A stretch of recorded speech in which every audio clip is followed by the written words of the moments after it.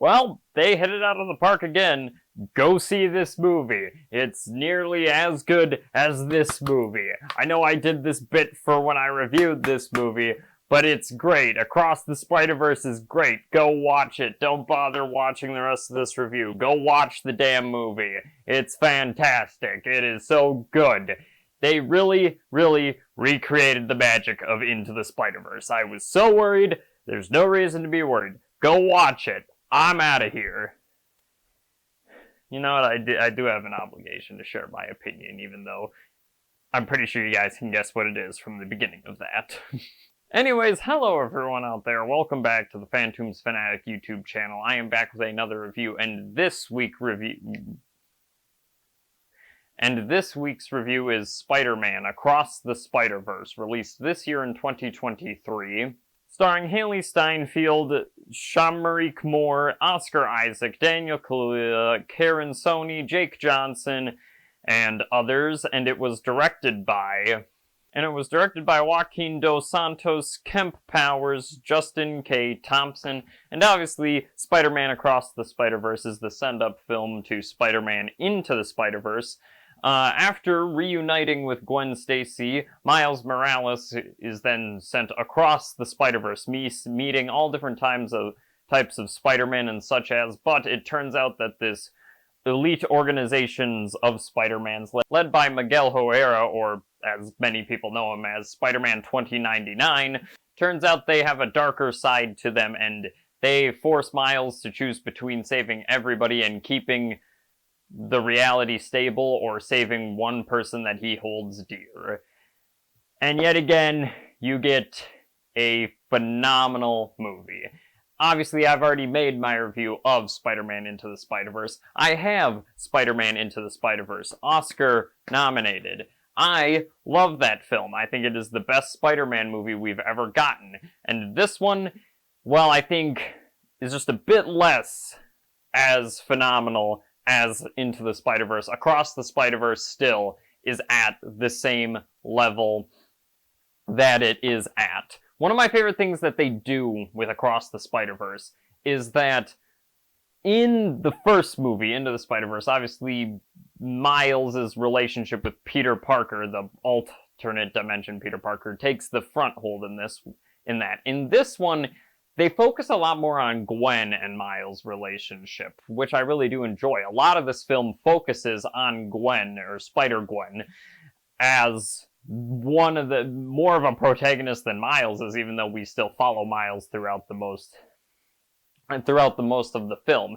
And from the first frame when I started watching this, I knew this film was fucking great. From the animation alone, I still love this animation art style. When we go to different dimensions, you get different animation art styles. I absolutely just love it. The fact that words still appear on the screen when actions happens, or there's freeze frames of hand-drawn animated bits, combination of CG and hand-drawn to make it look like a real-life comic book. I absolutely love it. And when we go to these different dimensions, they're styled in different art styles, which I absolutely also fucking love. Gwen's dimension looks very painterly, and the colors constantly change in that one, which I really enjoyed that choice that they made with that. And we get to see plenty of dimensions, but then we also get to see a lot of different Spider-Men, and each of them are animated in their own special way, such as Spider-Punk, which that just looks like a fucking pain to animate, especially in corresponding with the other characters. But we even still got that in the first Spider-Man with Pork Spider-Man and Penny Parker, and I absolutely love all that. The animation and action in this film is also just so great. I love how quick it is and how you can easily follow all the animation, and how in the trailer you see Miles escaping all these Spider-Men. You really do get to see what it would be like to be chased by a whole bunch of Spider-Men, which I absolutely think works to its extreme benefit. And we even get to see this Renaissance animated sketch Vulture early on, and yet again they put so much effort into animating him like he is from that era. You see when he's forming new gadgets, you see these writings appear around him, and it's cool as shit. and even when you get the Spot, who you see a bit in the trailer, and not to spoil anything, but they do something more with him as a villain rather than just a villain of the week, and that's his motivation, is he doesn't want to be a villain of the week, that he wants to be taken seriously, and his portals that he creates, they make the action scenes so creative around it, and it's animated very well. I love how it's animated, and not to spoil anything, but he does get a bit of a shift in his character design, which looks so fucking cool near the end of this. It is so fucking cool looking, and yet again, more just top-notch animation, and I really like what they do with the Spot as a character in this, where you think he's an aloof idiot, but you realize more of that he's an actual kind of a threat later on, which I enjoy that aspect.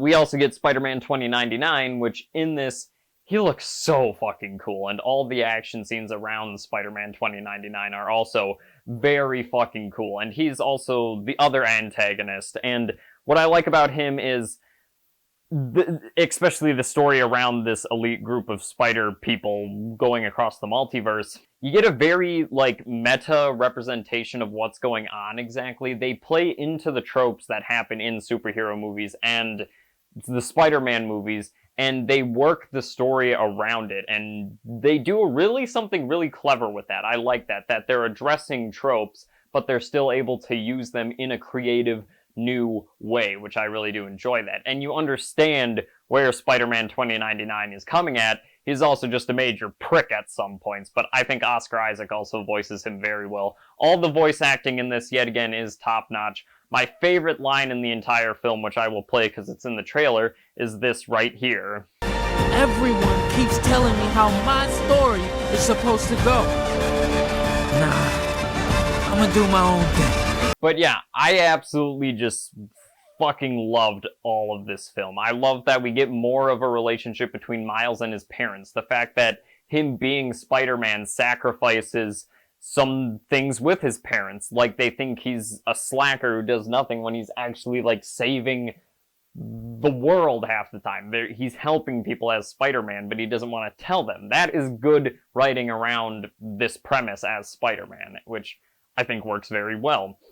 And they delve more into Gwen and Miles' relationship, which I think also was a great decision in this. And overall, everything is just top-notch in this. I loved the story. I love the story, the beats that it goes through, what it sets up, and it all comes back. Because if you always want to know something, I saw this twice in the past week. I saw it earlier in the week, and I saw it again with some friends. And I noticed so much more on the second watch, which that shows you how much dedication and care was put into this. And as I said, I really like the relationship between Miles and his parents. I think that's actually dealt better with in this than Into the Spider-Verse. Into the Spider-Verse mainly tackled him taking on the role as Spider-Man, which, that's fine, but in this we actually get to see his life be affected from him being Spider-Man, which I think was a smart choice. And that's just what most of the best Spider-Man things, that his life as Spider-Man affects him in his real life, and they are able to do that with Miles Morales, and I think that's a good choice. There are some minor things in this that I do think don't work. It is a part 1, which I'm guessing a lot of people didn't know that going in from the reactions when the credits roll on this, but it is a part 1, and if you know that going in, you think they're going to leave it on many different cliffhangers. When I first watched this, I was like, okay, it's going to end here. No, it's going to keep going. It's going to keep going. It's going to keep going. And then when it does end at a really good point, though, so stick with it. But if you don't know that it is a part 1, it does get a bit... I wouldn't say that it's unsatisfying when it builds up to the end. Like how I felt about the new Dune movie, that when it built up to that, I thought that was just kind of a cutout. The first part of Dune I'm talking about. And with this, I feel like it doesn't do that. I feel like it does what Infinity War did, where it builds to an ending that you want to see the continuation of. Or Empire Strikes Back, where it ends at a point where nothing is resolved, but it still makes you want to go see that next part. I don't think that's a big deal, but I think other people would have problems with that. And the film does kind of have two different parts to it, and it does kind of get jumbled with that a little bit, but I feel like it's overall alright. And then also, Miles' relationship with Peter in this, Peter doesn't have a lot to do, but you do get one good scene between Peter and Miles, which I feel like that's fine for me because we focused more on Gwen and Miles' relationship in this instead of Peter and Miles. So I feel like that's a alright choice for the most part. And what I really do enjoy about this film, well, the original film is a lot more tight in its plot. In this, it's a bit more loose and a tad bit more confusing, but I feel like the movie holds your hand in some areas to where it expects you to catch on with some things, but then it does explain stuff a lot to the viewers so you can get an overall opinion on it, or an overall just grasp of it if they have the more confusing narratives in general. And the movie was funny to me. There was a good amount of jokes that made me laugh, especially on second viewing when I missed a good amount of them. On this one, I was laughing a lot more. So, yeah, that's all I have to talk about because this film is just phenomenal. Go watch this film. I recommend it. If you liked the first one, you'll definitely love this one. Or if you haven't really seen the first one, I would say you can watch this without seeing the first one, but please go see Into the Spider-Verse. Please go see that. And obviously, we're going to be getting a third one, Beyond the Spider-Verse, which I am so pissed and so happy that I saw this, but at the end I was like, damn it, I have to wait for the third part to come out. But yeah, overall, I fucking loved this film. I recommend it. I absolutely love the Spider-Verse movies, and this definitely shows that they were able to expand and do greater things with this plot than you thought they could. So, I definitely recommend seeing it. And for the rating, this is obvious, but I'm still gonna make it a big ooh. It's 5 out of 5 Spider-Men pointing at each other out of 5. I'm sorry. I can't not give this a 5 out of 5. The amount of that I enjoyed this and the fact that I saw it twice in theaters, I think it deserves a 5 out of 5. So 5 out of 5 Spider-Men's pointing at each other that you use as a meme out of 5. So yeah, that's what we're doing with that. But anyways, please leave your thoughts on the review in the comment sections down below or the movie itself. Make sure to like, subscribe, check out the channel. I do these reviews. I know that I haven't posted that Meandering Conversations podcast. I just haven't done it yet. I'm being lazy because I wanted to see this movie twice. But I will definitely start working on that, so please go check that out. But yeah, in general, just hope you guys enjoyed. Please make sure to like, subscribe, and yeah, the next review I think will be Indiana Jones or Transformers: Rise of the Beasts. I'll probably try to get Indiana Jones out, though, because Dial of Destiny comes out in like 15 days. So, yeah, that's the gist of it. I will see you all next time.